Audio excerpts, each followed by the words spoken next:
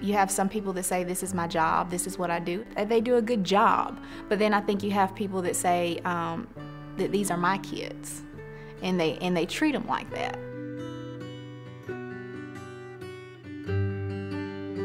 I come from a home where there was domestic violence, there was sexual abuse, there was lack of supervision and neglect, poverty. It's a little bit of everything. My life experiences have allowed me to better connect with the families, better connect with the children, and enter into a zone of non-judgment. We have a young lady who is 16 years old. Her background is she was adopted. Around the time that she reached the age of maturity, her adoptive parents made the decision that they weren't able to care for her. That adoption was terminated. She then had guardians, and then the guardians terminated their rights. So in essence, this child had no one. This is just one of those cases that it just was, something was always happening, always happening. But Miss Graves seemed like she was always on top of things. She ran away from her foster parents' home, and the foster parent was hoping she'd come back, but she didn't.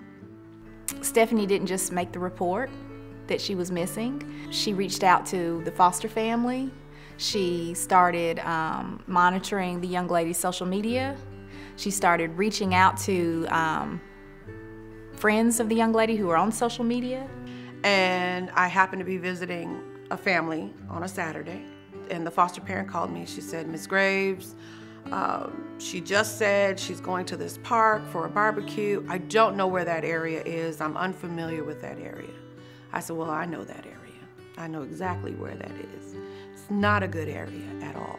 And so instead of the caseworker, Miss Graves, just doing a child welfare check, she actually physically went herself to check on the young lady.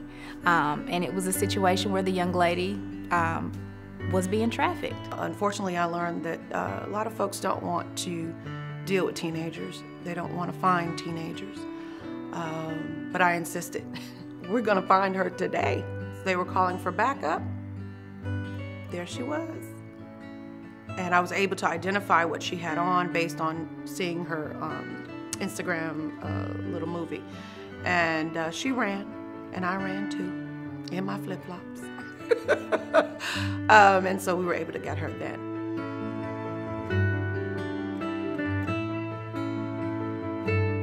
She's in a wonderful placement now, where she can't run away, but it's still a loving home-like environment. And she's in school, and she's doing well. Miss Graves rescued her from that situation, and it was just through her hard work, and it was through her doing more than what was required of her. I'm not here to judge you. I'm not here to condemn you.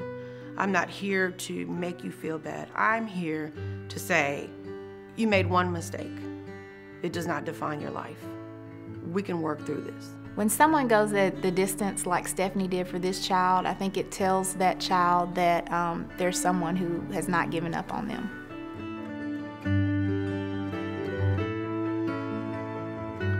There have been days where you feel like you haven't done enough.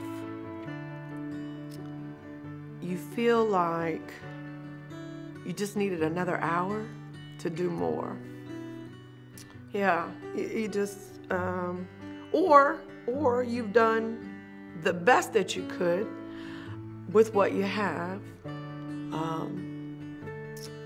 And the overall thought is that it's not enough and that it's not appreciated.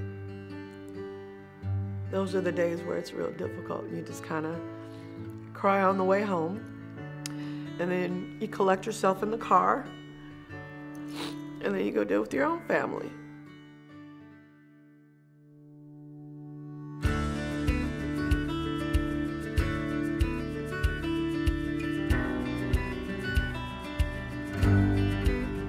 We need to treat these children as if they were our own.